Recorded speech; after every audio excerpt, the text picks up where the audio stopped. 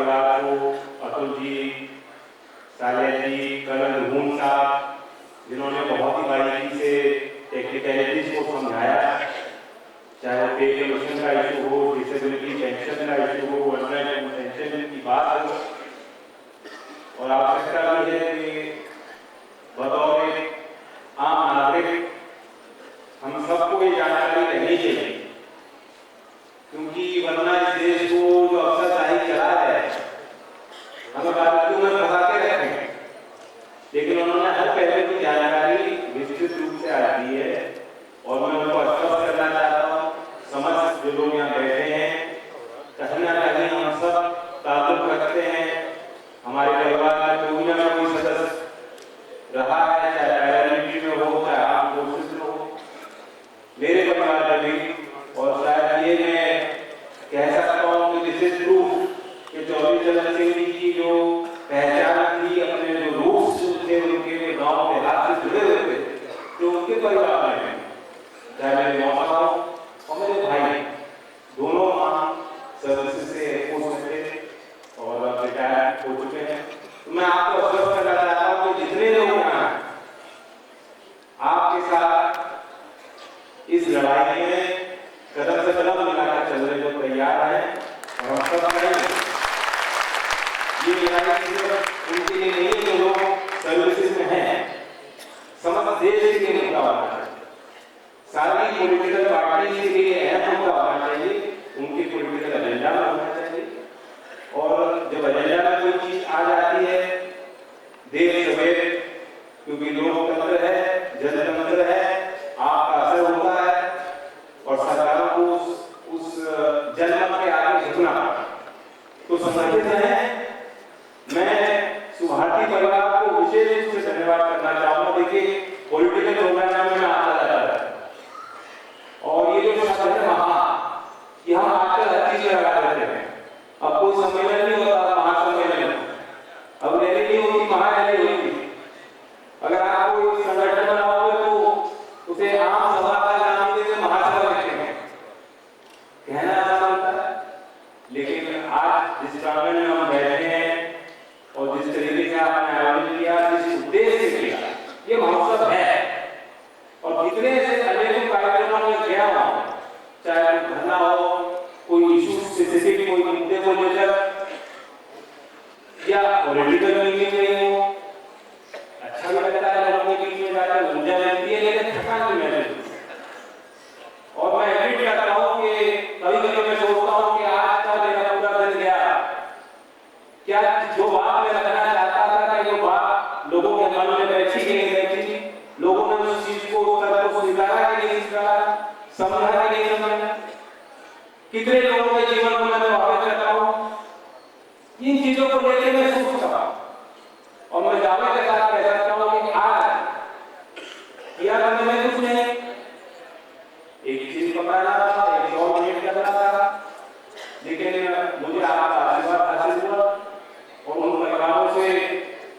व्यक्तिगत रूप से मैं महसूस कर रहा हूँ कि आज जो सेटिस्फैक्शन है मुलाकात करके, मुझे जब मैं घर लौटूंगा चैन होगा कि आज मैं आपको बताना चाहता हूँ कि हम अपने आप को आज कंपेयर कर रहे हैं डेवलप्ड वर्ल्ड से, कि हम सफल समाज हैं, दुनिया में सबसे बड़ा लोकतंत्र, शक्तिशाली देशों में अपना नाम अंकित करना चाहते हैं। और ये बात सही थी, मन से कही गई बात कि हमने कभी किसी को बात नहीं किया, लेकिन अपनी रक्षा करना हम जानते हैं, हमें अपने सर्विसेज से करना। लेकिन वहीं क्योंकि मैं देखता हूं कि एटीट्यूड लोगों का क्या है, बहुत से ऐसे लोग हैं जिनके लिए माफ करिएगा, कितने लोग शहीद हुए, कितने मार्टर्स हैं, उनके लिए महज आंकड़ा बन के रह जाता है। और ये संवेदनहीनता का परिचय तो जाने अनजाने में हम लोग दे देते हैं, क्योंकि हमारा देश इतना बड़ा है, जीवन का मोल शायद अभी हम नहीं बना पाए लोगों के मन में। आज भी जहाँ ये महोत्सव हो रहा है, कानून की घटना, और हम देख रहे हैं मोबाइल में सब जानकारी आप सोशल मीडिया में, कितनी बड़ी दुर्घटना हुई। और कहीं अगर ऐसी चीजें हो जाए तो देश हिल जाए,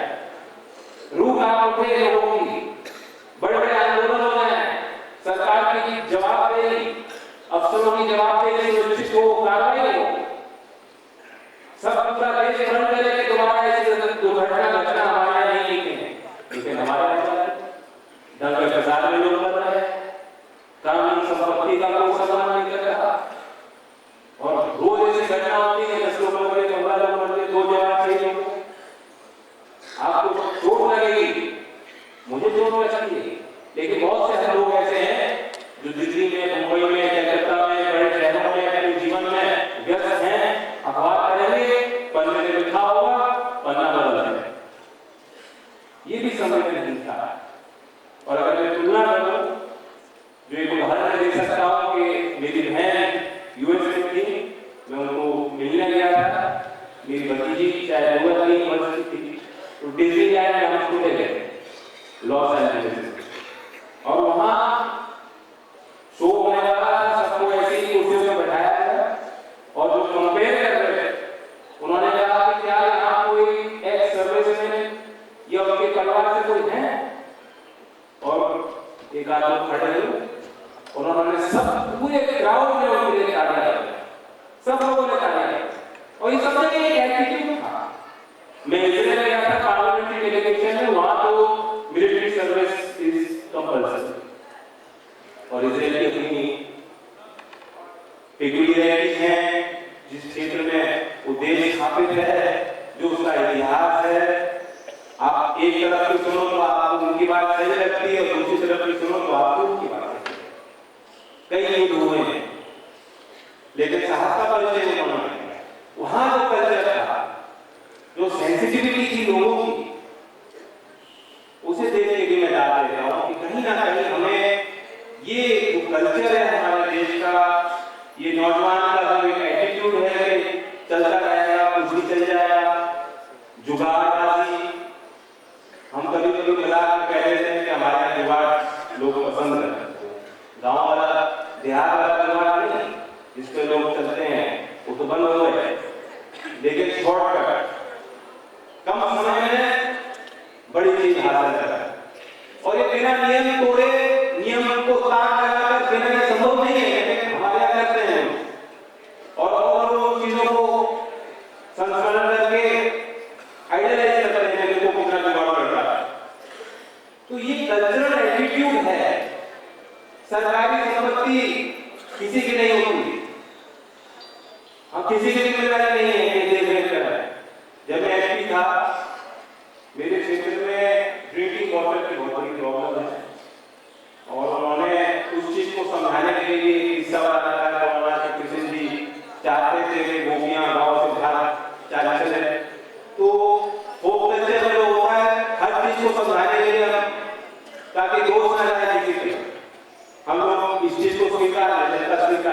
इसलिए हमारे रिलीजन में भी हिस्से बनाया है। हर गांव में दिक्कत थी पानी, जो मुझे फंड मिला उसका सबसे पहली प्राथमिकता ये होनी चाहिए मेरी कि मैं इस समस्या का समाधान करें, और सरकारी योजनाएं, टंकियां बनी, पाइपलाइन खींची, और उद्देश्य था जहां मीठे पानी का स्रोत है वहां से, और वहां मैंने चेक कराया कि ये 2000 4,000 कैंसर की बीमारी हमारे देश में कितनी प्रचलित हो गई, और आंकड़े बड़े चौंकाने वाले हैं। लेकिन जब मैं प्रोजेक्ट सैंक्शन हो गया, अधिकारियों की खिंचाई करता था कि 4 महीने हो गए, 6 महीने हो गए, होते लगते पैसा चीज को क्रियान्वित करने में बहुत एनर्जी वेस्ट होती थी। 8 महीना, 9 महीना, 1 साल तो सामान्य, लेकिन बन जाता, उसके 6 महीना 1 साल पर जाता था, दर्द होता था कि गांव में भी वही दर्द है कि नहीं चाहो तो कोई गलत जगह कर दी, कोई प्रधान ने बनाया नहीं, वह किसी को उसमें इस्तेमाल नहीं कर सकते। ये बात ठीक है, वो ग्राम पंचायत के जेब में टंकी खड़ी है और कोई देश नहीं कर रहा, तो हमारा काम नहीं है। ऐसे कई उदाहरण हैं, विधायक के बहुत से लोग सार्वजनिक जीवन में एक दूसरे की मदद कैसे हो, इस देश को हम कैसे संभालें, नीचे से जो आवाजें होती हैं कैसे उनको और बल और ताकत दें, इन्हीं विषयों को लेकर तो हम कर रहे हैं। लेकिन जब हमारे लोग, अगर उनके अंदर सहनशीलता नहीं बन पाए, टॉलरेंस ना हो, आपस में काम करने के लिए सूझबूझ का इस्तेमाल नहीं कर पाए, और आम जीवन में देखता हूं इतने विभाजन हो गए लोगों में। मुझे खुशी हुई अतुल जी ने चौधरी चरण सिंह जी के मिशन को अपनाया, जो जो कहा करते थे, उन्होंने खुद अपने परिवार में किया कि जाति तोड़ो, अंतर जाति के वाद को बढ़ावा और लिंग भेद, जाति भेद, धार्मिक उन्माद। कुछ लोग ये सोचते थे कि जैसे लोग शिक्षित होंगे, टेक्नोलॉजी आएगी, दुनिया की खबर वालों को मिलेगी, मोबाइल पे मिलेगी, व्हाट्सएप पे मिलेगी, फेसबुक से मिलेगी, ट्विटर से मिलेगी, कि हम सब जो है इन चीजों को दूर कर पाए। लेकिन अब ये चीजें जो है ये भी माध्यम बन रही नफरत फैलाने, नफरत बहुत तेज आग की तरह फैलती है और सरकारें विफल हो जाती हैं, अच्छे लोग चुप हो जाते हैं और दूसरे लोग हावी हो जाते हैं। ये भी एक बहुत बड़ा चिंता का विषय है कि हम साथ आ रहे हैं या ये विभाजन है, ये दीवारें हैं और इनको बुलंद करने लगा। इसके खिलाफ भी हमें सोचना होगा, कुछ करना, एका बनना। और आज का जो विषय था सराहनीय था और मैं अपने ओर से कहना चाहता हूँ कि जो मेरा प्रस्ताव है, मैं लगातार सभाओं में इस चीज को कह रहा हूँ कि सरकार अपना एक दायित्व बनाए। यहाँ बात नहीं होना